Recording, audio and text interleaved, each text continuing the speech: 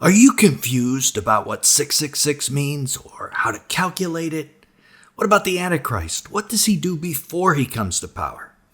The Apostle John taught his students these exact things, and they wrote them down. They wrote down his answers, but the church has forgotten.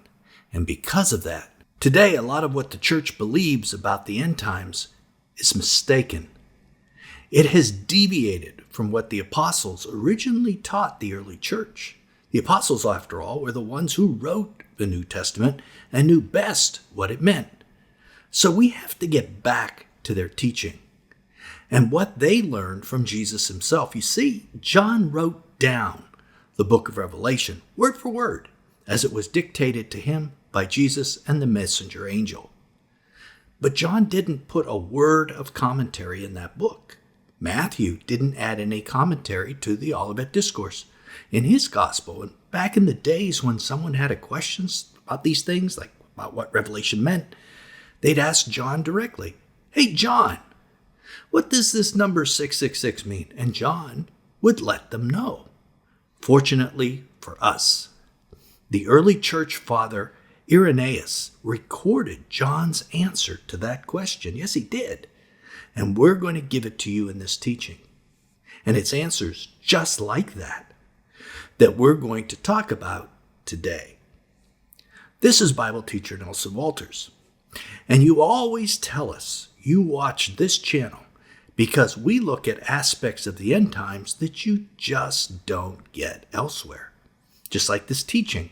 Rather than regurgitating the teaching of the reformers in the 1600s or the dispensationalists in the 1800s, like so many churches do, we're digging back into the writings of the earliest church fathers, folks who actually remembered Jesus and the disciples and what they taught.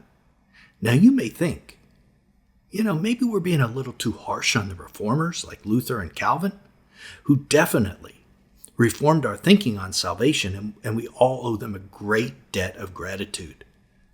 But they lived 1,600 years after Jesus' disciples.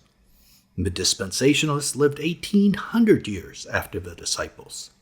And their ideas on the end times came from a distorted view that developed later. If you know your church history, an awful deviation from proper end-time teaching occurred between 300 to 400 AD. Two scholars at that time, Origen and Augustine, decided that end-time teachings were too difficult to understand, and so instead of taking the prophecies literally, they developed a school of thought that we should look at all prophecies as symbolic, as allegory. This teaching was passed on to the popes in the Catholic Church and from them to the reformers like Luther and Calvin. And this teaching ignored the original teachings of the church. A lot of our current churches, teachers, pastors, base their end-time thoughts on these messed up teachings. So today, we're digging back to what the church believed before Origen and Augustine, by looking at the teachings of Irenaeus and Hippolytus, two of the earliest church fathers, who believed that to deviate from the teaching of the apostles was heresy. So when they wrote about the Antichrist, 666, two witnesses, the 70th week of Daniel, you can be sure that this was the teaching of the apostles. They would never write what they thought was heresy. Studying Irenaeus and Hippolytus is like sitting at the feet of the apostles themselves, seeing what they had to say about the end times. John taught a guy named Polycarp. Polycarp taught Irenaeus, and Irenaeus taught Hippolytus.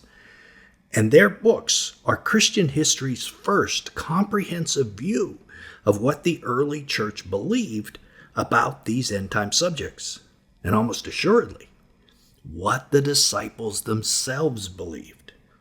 So let's start with the question that the Apostle John was asked about 666. As we said, Irenaeus recorded the answer. Let's look at Irenaeus' book, Against Heresies, chapter 30, verse 1. This number, and he means 666, being found in all the most approved and ancient copies of the Apocalypse, and those men who saw John face to face bearing their testimony to it. So that was the verse. Look at all the misconceptions that we can throw away based only on this one verse. We learned 666 is a number. It is not a collection of symbols that look at Islamic writing, for instance. The men who saw John face to face confirmed John told them that it was a number, not symbols. That it was not the number 616 either that some manuscripts had at that time. In fact, Irenaeus refers to this number 616 directly and says it was a scribal error. So the number in Revelation 13 is a number, and the number is 666. And here's something else which I learned from Irenaeus. Why was the number 666 chosen? There are all kinds of theories in today's world why this particular number was used. But here is what the church father had to say about it. This beast, when he comes, is a recapitulation made of all sorts of iniquity and of every deceit, in order that all apostate power flowing into and being shut up in him may be sent into the furnace of fire. Fittingly, therefore, shall his name possess the number 666, since he sums up in his own person all the commixture of wickedness which took place previous to the deluge, and that means the flood, before the flood, due to the apostasy of the angels. For Noah was 600 years old when the deluge came upon the earth, sweeping away the rebellious world, and for the sake of that most infamous generation which lived in the days of Noah. So Irenaeus is saying that the 600 in 666 symbolizes the pre-flood sin of the watchers and the generation they corrupted. So what do we learn there? Well, first and foremost, that it was the sin of the watchers, and that the apostles in the early church believed that the sons of God, which came into the daughters of men, were angels, not humans. Very important point. Irenaeus is saying that's what they believed. Irenaeus then continues. And Antichrist also sums up every error of devised idols since the flood, together with the slaying of the prophets and the cutting off of the just, for that image, which was set up by Nebuchadnezzar, had indeed a height of 60 cubits and the width of 6 cubits, on account of which Ananias, Azarias, and Mishael, when they did not worship it, were cast into a furnace of fire, pointing out prophetically by what happened to them the wrath against the righteous, which shall arise toward the time of the end, for that image, taken as a whole, was a prefiguring of this man's coming. And I agree, the man of sin will encapsulate the sins of the pre-flood and post-flood periods. If you notice, Irenaeus mentions the sins of the angels, implies this will repeat in the days of Noah. I found that interesting, even though those in the 2nd century, like Irenaeus, didn't know about genetic manipulation. He reasoned that something like that was going to happen. Second, he mentions the statue of Nebuchadnezzar and says it's a great account of forcing worship of an image. Exactly what's going to repeat in the end times as well. While he was on the subject of 666, Irenaeus told us how to use the number to calculate the name of the Antichrist. What, you might say? He did that? He told us how to calculate it? Yes, let's listen. The number of the name of the beast, if reckoned according to the Greek mode of calculation by the value of the letters contained in it, will amount to 666. So first, he's telling us to use a calculation method or code Back then it was known as gematria, and he's telling us to use the Greek language to do it. Gematria is pretty much looked down upon in our modern culture, but back in the first century, it was a code of sorts for saying a person's name in terms of a number. Each letter in a person's name would be assigned a number, and you would add up the numbers in each of the letters, and it would turn into a final number for that name. Let me give you an example. My name, Nelson, is a Viking name, not a Greek name, meaning son of Nel. But in Greek, you can translate it, and it looks like this. Nelson, nu, epsilon, lambda, sigma, omicron, nu. And using gematria, this name adds up to 405. But Nelson, you're thinking, you might be saying that, but include your last name as well. Maybe, Nelson, you are the beast. Walters is a Welsh name, but in Greek it looks like this, and it's pronounced Valteros, and it adds up to 598. So there is one conspiracy theory ruined. Nelson Walters isn't the Antichrist by number. But look at how many end-time theories this also ruins as well. Those computing in English, Hebrew, or Latin can be thrown out. The Apostle John confirmed it was to be done in Greek, and everyone thinking the number should be calculated any other way than gematria should be thrown out as well. The next thing Irenaeus tells us is when to calculate 666. Listen to this. Let them wait. In the first place, the division of the kingdom into 10. That's the 10 kings. Then, in the next place, when these kings are reigning and beginning to set their affairs in order and advance their kingdom, let them learn to acknowledge that he who shall come claiming the kingdom for himself shall terrify these men of whom we have been speaking, having a name containing the aforesaid number, is truly the abomination of desolation. This too the apostle affirms. Notice, puts that part in there. John said this is what we should do.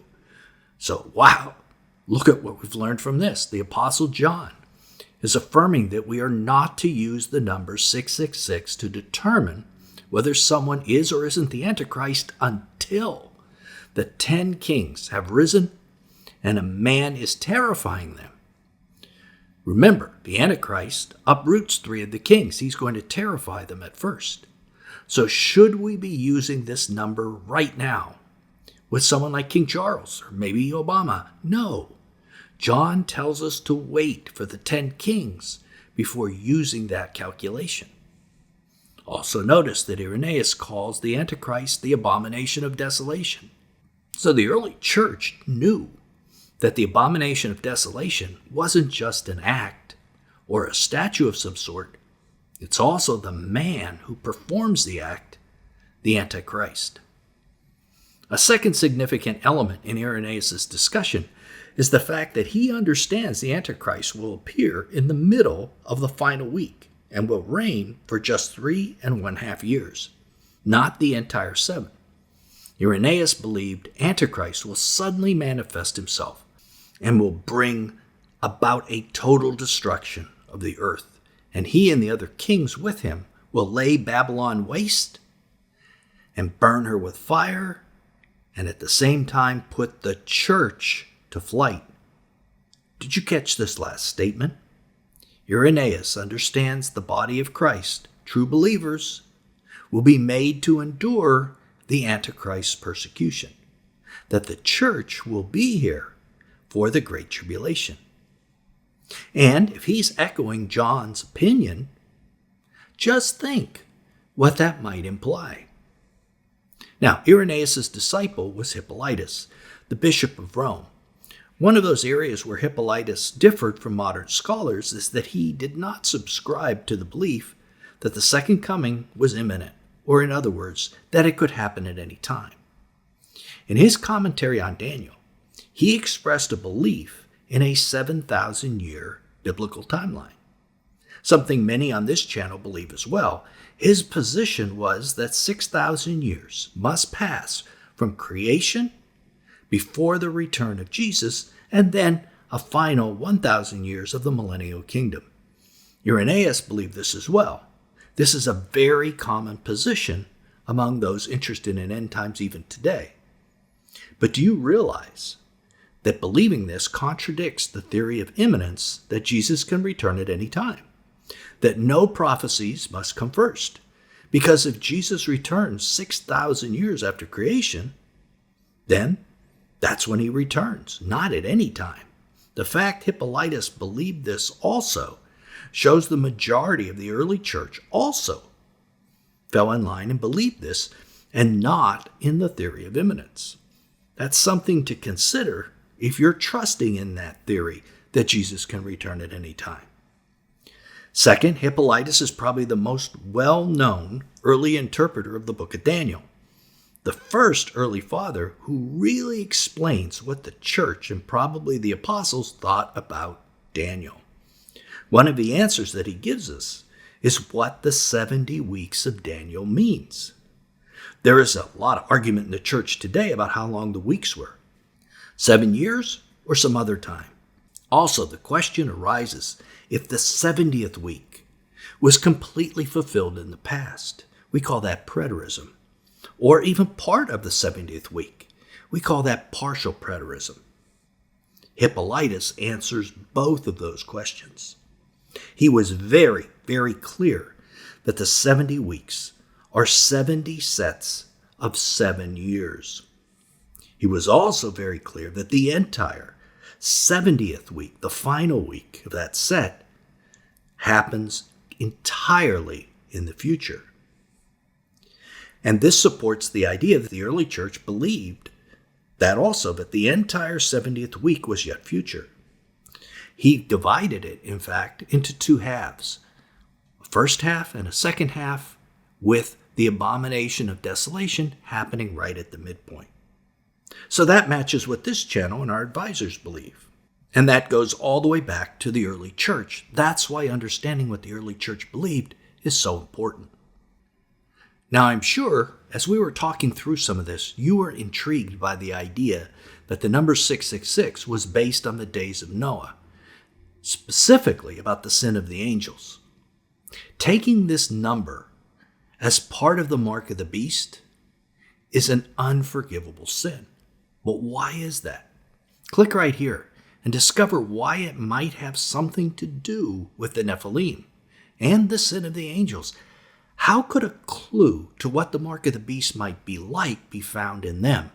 Watch this fascinating Nelson Walters video, and I will see you there.